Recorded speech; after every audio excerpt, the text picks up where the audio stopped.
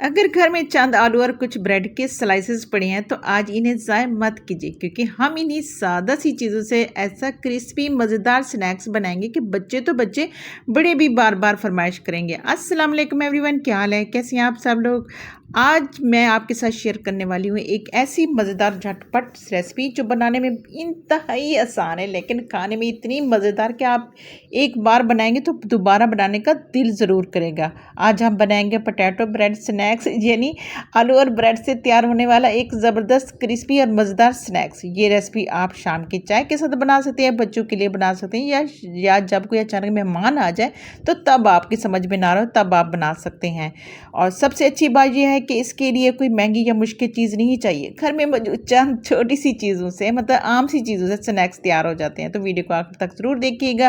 Recipe पसंद है तो लाइक और शेयर कर दीजिएगा, और अगर चैनल पे नए हैं तो चैनल को सब्सक्राइब करना आपने बिल्कुल नहीं भूलना। तो चलें फिर बगैर वक्त ज़ाय के शुरू करते हैं आज की इंतहाई मज़ेदार पोटैटो ब्रेड स्नैक्स रेसिपी।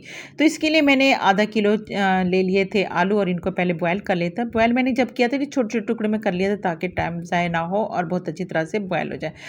और अगर आपने छिलके के साथ ही बॉयल कर दे, छिलके के साथ ही बॉयल कर दें। और इसके बाद मैंने इन्हें मैश कर दिया, फोर्क से करें या फिर किसी भी मैशर से कर दें तो आप इसे बिल्कुल अच्छी तरह से मैश कर दें। इसके बाद ये मैंने 4 ब्रेड के पीस लिए और इनको मैंने इनके जो किनारे न अच्छी तरह से कट कर लिए। ये देखिए इसके किनारे कट कर लिए। अगर आप चाहें तो इसके किनारे भी रख भी सकते हैं, लेकिन मैंने इसके किनारे कट कर दिए। इसके बाद जी इसको हम इस तरह छोटे टुकड़ों में कट कर लेंगे, और जी चाहे तो आप इन्हें वैसे भी कर सकते हैं। तो ये देखिए इस तरह मैंने छोटे टुकड़ों में कट कर लें। बहुत ही मज़ेदार टेस्ट ये स्नैक्स बनकर तैयार होते हैं। आप इन्हें बच्चों को लंच बॉक्स में भी दे सकती हैं, या फिर आप अपनी शाम की चाय को भी और मज़ेदार बेहतरीन कर सकती हैं।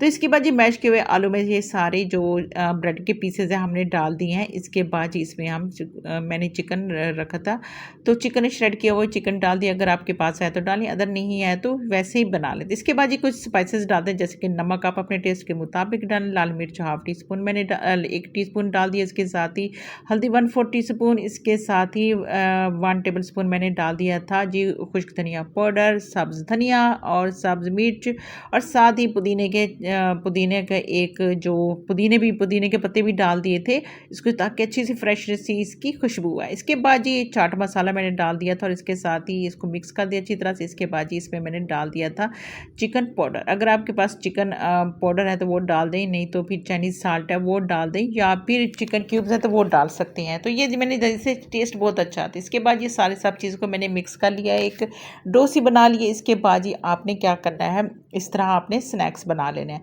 अगर आप इस तरह नहीं बनाना चाहते तो एक छोटी सी पट्टी सी बना लें, तो इसको आपने कट कर लेना है। तो ये देखिए इस तरह मैंने सारे स्नैक्स बना लिए थे। तो ये देखिए इसी तरह सारे आपने स्नैक्स बना लेने हैं। चाहे तो आप सिलेंडर शेप में बनाएं, चाहे गोल शेप में बनाएं, जैसे भी आपका दिल चाहे तो आप बना सकते हैं। तो ये देखिए इस तरह सारे हम बना लेंगे, बहुत ही मज़ेदार। और बच्चे बड़े भी बड़े शौक से खाएंगे। बच्चे तो कहेंगे ना कि रोज़ ही हमें शाम के चाय में दें या फिर हमें लंच बॉक्स में दें। तो इसको बनाना बहुत ही आसान है, कोई मुश्किल नहीं है। बिल्कुल घर की जो सादा चीज़ें होती हैं, जो घर में आपको ये सारी घर में चीज़ें पड़ी हुई मिल जाती हैं, आपके किचन में मौजूद होती हैं, उन्हीं से बाद ये सारे स्नैक्स के ऊपर आप फोर्क से या फिर कभी छुरी वगैरह से आप इस तरह डिज़ाइन से भी नाम बना सकती हैं। और इसके बाद ये आपने क्या करना है, अगर आप चाहें तो यहाँ आप इन्हें फ्रीज़ करके भी रख सकते हैं, और जब चाहे आप इन्हें बना सकते निकालें और अनफ्रीज़ करें और इसको डिफ्रोस्ट करें, और इसके बाद ये आप इसे फ्राई कर सकते हैं।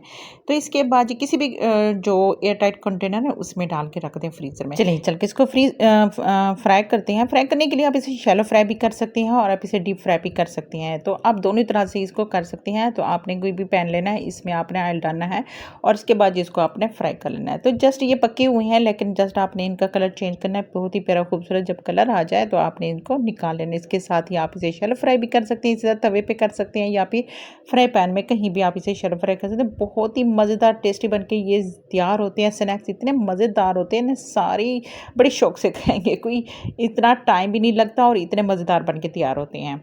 तो ये देखिए इसी तरह जब इस पर बहुत ही प्यारा खूबसूरत सा गोल्डन सा कलर आ जाए तो आपने क्या करना है, इसको निकाल लेना है और ये सर्विंग के लिए बिल्कुल तैयार है। तो आप इसे केचप के साथ या फिर चटनी के साथ, पुदीने और धनिया की चटनी के साथ भी आप इसे सर्व कर सकते हैं। चलिए फिर मिलते हैं बहुत अच्छी रेसिपी के साथ। अल्लाह हाफिज़।